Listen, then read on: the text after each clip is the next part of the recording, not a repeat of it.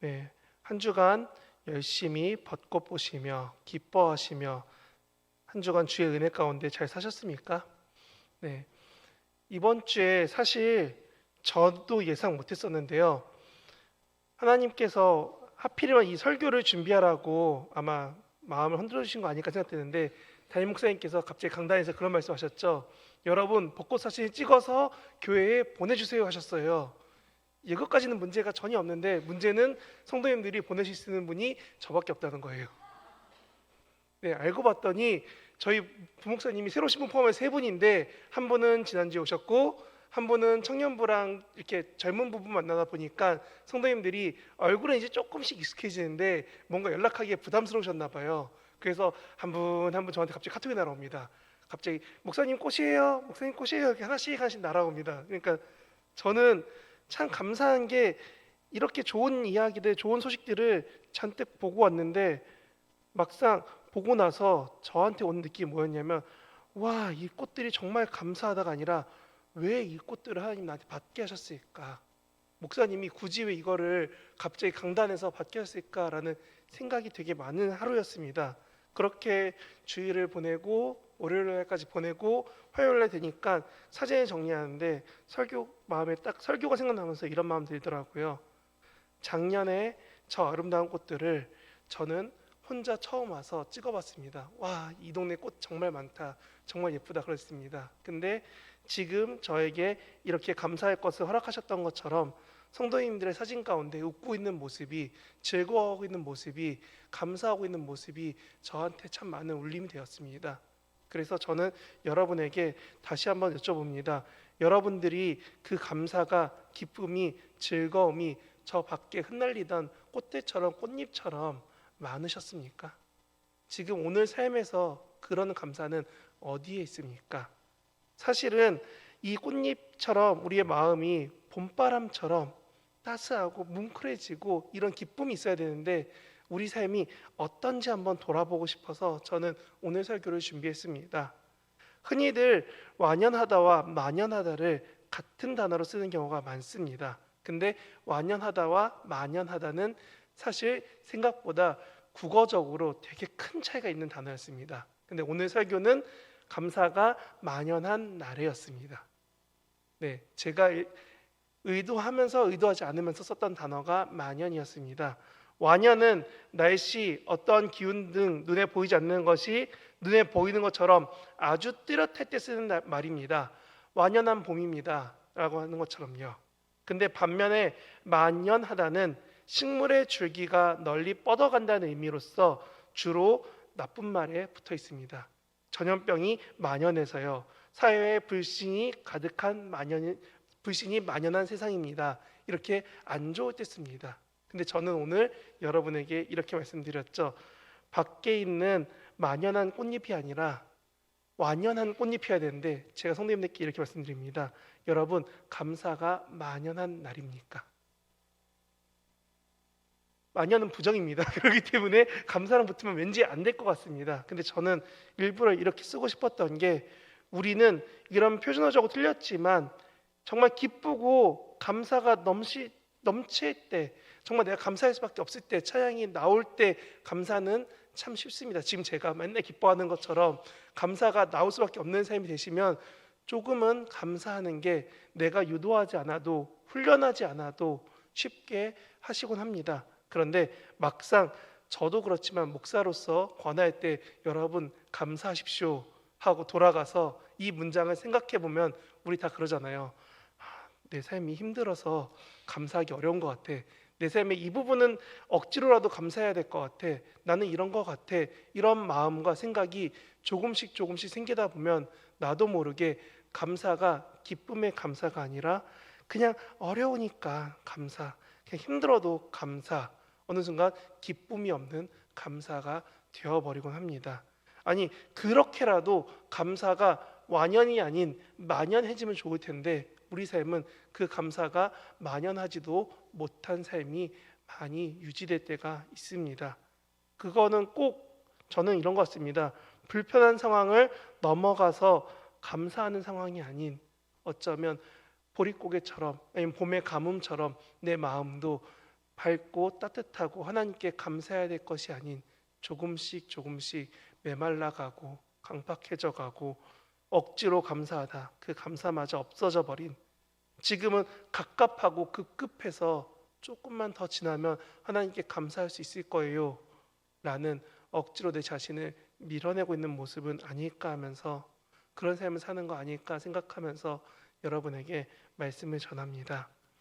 오늘 본문은 디모데에게 세상이 말하는 거짓 가르침에 주의하라 라고 하는 본문입니다. 제 성경책은 위에 이렇게 쓰여 있습니다. 거짓말하는 자들이라고 쓰여 있습니다. 본문 상황이 그냥 하나님께서 지으신 게 감사하니까 우리가 거룩해질 수 있어 라는 말이 아니라, 지금 디모데의 상황이 썩 좋지 않은 상황, 감사하기 어려운 상황 가운데 있었다는 겁니다. 그런데 이 말에서 지금 나오는 4절 말씀, 하나님께서 지으신 모든 것이 선함에 감사함으로 받으면 버릴 것이 없나니 라는 말씀은 제가 요즘에 성도님들과 읽고 있던 서신서에서 비슷하게 나오는 부분이 있었습니다. 고린도전서 10장 말씀인데요. 한번 보여주시겠어요? 말씀에 이렇게 쓰여 있습니다. 만일 내가 감사함으로 참여하면 어찌 내가 감사하는 것에 대하여 비방을 받으리요. 그런즉 너희가 먹든지 마시든지 무엇을 하든지 다 하나님의 영광을 위하여 하라 라고 쓰여 있습니다. 아멘. 이 말씀처럼 우리 4절이 내용이 되게 비슷합니다. 그리고 이것에 대한 내용은 시간 순인지 모르겠지만 조금 더 앞서 만난 사람은 베드로입니다. 사도행전 10장 말씀 한번 보여주시겠어요? 하나님께서 깨끗하게 하신 것을 내가 속되다 하지 말라. 아멘. 이 말씀이 어디에 나오냐면, 베드로가 기도하러 올라갔는데 하나님이 눈앞에 환상 가운데 돼지를 보여주며 그 유대인들이 먹으면 안 되는 음식들을 보여주면서 하나님이 먹어라 하니까 베드로가 싫어할 때 그 응답이 이 말씀입니다. 하나님이 깨끗하다고 하셨습니다. 그래서 그것을 고린도전서 10장에서는 감사함으로 먹으면 된다라고 말하고 있습니다. 근데 이 본문이 왜 디모데 전서에 나오느냐? 오늘 본문의 바로 직전인 3절에 보면은 이렇게 써 있습니다. 어떤 음식물은 먹지 말라고 할 터이나 라고 쓰여 있습니다. 어느 순간부터 사람들이 이렇게 생각합니다.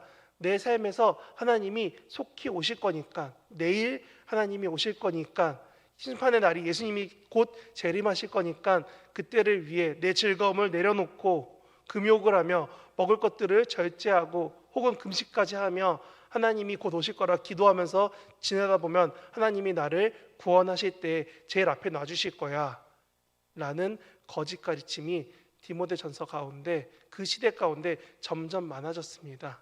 왜냐하면 바울이 그런 말 했거든요. 하나님이 속히 오실 거다라고요. 예수님도 복음서에서 말씀하시잖아요. 너희가 본대로 곧 만날 거다라고요. 사람들이 자기가 죽을 날이 다가온 사람들이 생겨나니까 점점 말합니다. 곧 하나님이 오신대. 그런데 우리가 딱 오늘 본문처럼 이렇게 내 마음대로 말하는 사람들이 되기 쉽습니다. 하나님이 감사라고 한 것을 나만을 위해 씁니다. 감사가 만연해야 되는데 감사를 나를 위해 쓰다 보니까 어느 순간 감사가 나와 다른 길을 가면은 선을 긋고 정죄할 때 비교군으로 씁니다. 나는 이만큼까지 감사해봤는데 너는 어때? 나는 이런 것도 감사할 줄 아는데 너는 어때? 그러니까 그 감사 앞에서 말하고 싶으니까 점점 자신의 삶과 상관없이 감사해야 된다라고 압박감을 느끼곤 합니다. 그리고 그게 곧 이 디모데 전서에서는 옛날 유대교 방식처럼 하라고 하던 사람들의 소식까지 넘어가게 됩니다. 그런데 지금 우리는 어떻습니까? 디모데 전서처럼 거짓 구원을, 거짓 교훈을 말하고 있지 않습니까? 먹지 말라, 하지 말라, 유익을 구하지 말라. 궁극적으로 하나님이 오시는 그날만 기다리자. 저 어릴 때 그런 데가 있었죠. 다미선교회라고. 1990 몇 년쯤에 갑자기 하나님이 오실 거다. 한 날짜 한 3번 바꾸고 사람들이 다 같이 자살한 사건들이 있었습니다. 그리고 저희가 싫어하는 저기 신천지 쪽 보면은 사람이 몇 명 이상 모이면 하나님이 곧 심판하실 거다. 그 사람만 구원받을 거다라는 말도 안 되는 소리를 합니다. 저는 이렇게 우리 주변에 거짓 교훈들이 생각보다 많이 있어서, 아니 그렇게 들을 법한 이야기가 많이 있어서 우리도 모르게 감사가 작아진 거 아닐까, 적어지고 감사하기 힘든 삶이 된 거 아닐까 생각합니다. 그래서 오늘 본문에 감사라는 단어를 찾아봤는데요. 혹시 이게 나오나요? 네, 뭔가 되게 이상한 글자가 써 있죠. 저기에 신약 성경 써 있는 헬라어인데요. 목사님들이 가끔 말씀하세요. 성경에 뭐라고 나오는데요, 뭐라고 나오는데요 하는 헬라어입니다. 유카리스타이라고 써 있습니다. 유카리스티아라고 써 있죠. 상냥하게 잘 대하는 것이 감사라는 단어의 뜻이랍니다. 그래서 감사에서 공손히 상냥하게 잘 대해주는 것이 감사하는 자세입니다. 이 단어의 기본적인 의미는 그런 의미가 있습니다. 그래서 한글 성경에 감사라는 부분에 이 단어가 들어 있습니다. 그런데 여러 감사 중에 사실은 이 단어가 정확하게 쓰인 부분이 주로 신약 성경에만 나옵니다. 그리고 그 부분을 찾아보니까 이렇게 써 있었습니다. 빠르게 제가 읽어보겠습니다. 고린도후서 9장입니다. 여기 보면 이렇게 써 있습니다. 우리로 말미암아 하나님께 감사하는 것이라, 하나님께 드리는 많은 감사로 말미암아라고 쓰여 있습니다. 그다음에 빌립보서 4장입니다. 너희가 구할 것을 감사함으로 하나님께 아뢰라라고 쓰여 있습니다. 그리고 골로새서 4장 2절 한번 보시겠어요? 예, 여기 보면 이렇게 써 있습니다. 기도를 계속하고 기도에 감사함으로 깨어 있으라. 누구한테? 하나님께 감사하면서 깨어 있으라고 합니다. 그리고 데살로니가전서 3장입니다. 우리가 우리 하나님 앞에서 어떠한 감사로 하나님께 보답할까라고 말합니다. 그리고 계시록 2절만 더 보겠습니다. 계시록 4장입니다. 여기 보면 이렇게 써 있습니다. 살아계신 이에게 영광과 존귀와 감사를 돌릴 때에, 계시록 7장입니다. 영광과 지혜와 감사와 존귀와 권능과 힘이 우리 하나님께 있답니다. 결국은 신약 성경에서 감사를 말할 때 어느 순간 보면은 하나님께 제대로 감사해라는 말이 나오고, 또 한편으로는 사람에게 감사할 수 있냐라는 말도 나옵니다. 저는 오늘 여러분에게 이 감사를 정리하면 이런 의미라고 말씀드리고 싶습니다. 한번 보여주시겠어요? 감사함으로 깨어서 하나님을 바라보며 기도함으로 간절히 하나님만 아뢰는 것, 그게 진짜 하나님께 감사하며 사는 삶은 아닐까. 우리가 감사가 완연해져서 우리가 감사해야 되는 게 이런 게 아닐까라는 생각을 해봤습니다. 그런데 이건 말보다 정말 어렵죠. 이렇게 살아갈 수 있다면, 저조차도 이렇게 살 수 있다면 정말 감사밖에 안 나올 것 같은데, 입술도 삶도 사실은 안 그럴 때가 많습니다. 그래서 저는 오늘 특히 지난 사진처럼 밖에 나가시면 아직도 길거리에 꽃잎이 많습니다. 여기 둘러와도 저기 둘러와도 길가에 꽃잎이 많이 있습니다. 그런데 우리의 감사는 그만큼 많지 않습니다. 사방에 흩날리던 그 꽃처럼 우리의 주변에 다 감사할 게 많은데, 막상 범사에 감사해라고 했지만 내 삶은 내 자신을 낮추며 하나님 앞에 경배하고 예배하고 감사할 수 있는 삶을 살아보기에는 조금 어려운 것 같습니다. 그래서 이 삶을 살아가신 예수님은 우리에게 사실은 정말 진정한 감사가 되셨다라고 말씀에 쓰여 있습니다. 요한일서 2장 2절에 보면은 이렇게 쓰여 있습니다. 그는 우리 죄를 위한 화목제물이시니 우리만 위할 뿐이 아니요 온 세상 죄를 위하심이라. 아멘. 여기 나오는 화목제라는 것이 감사가 넘쳐서 주변 사람들과 기쁨을 나눌 수 있는 걸 구약 성경에서는 화목제라고 합니다. 특히 감사함이 넘치는 것을 감사의 화목제라고 더 구별해서 쓸 만큼 중요한 표현입니다. 근데 이 표현이 뭐라고 써 있냐면 예수님이 우리 죄 때문에 화목제를 되셨답니다. 우리 모두의 죄 때문에 세상 가운데 기쁨이 되시기 위해 그분이 화목제물이 되셨다는 겁니다. 그리고 이 본문은 사실 우리 죄를 대신하시고 우리에게 감사가 쌓여져 갔을 때, 우리 삶의 자리 가운데, 우리 교회 공동체 모임 가운데 감사가 넘치고 홀로 감사하는 것이 아니라 함께 감사하고 기뻐할 수 있도록 우리 안에 그 기쁨이 넘쳐나게 됐을 때 함께 감사하는 그 공동체 가운데 진정한 화목제물로 예수님이 오셨다는 겁니다. 저는 오늘 여러분에게 그래서 말씀드리는 겁니다. 하나님의 말씀과 기도로 거룩하여질 수 있습니다. 하나님이 우리를 선택하신 그 사랑 가운데 우리가 구별될 수밖에 없습니다. 왜냐하면 예수님이 우리를 위해, 우리 공동체를 위해, 우리와 함께하는 그 많은 가족과 많은 지체들을 위해 대신 죽으셨습니다. 믿는 우리뿐만이 아니라 믿지 않는 그들까지도, 지금 혹여나 내 삶에 근심이 되고 있는, 집에만 있는 그 자녀들을 위해서까지도요. 그런데 하나님은 이것만 말씀하신 게 아닙니다. 이 단어가 화목제물이, 단어를 찾아봤더니 그냥 화목제물이 아니라 속죄라는 의미가 더 많았습니다. 속죄는 우리가 아는 것처럼 우리의 죄를 대신한다는 겁니다.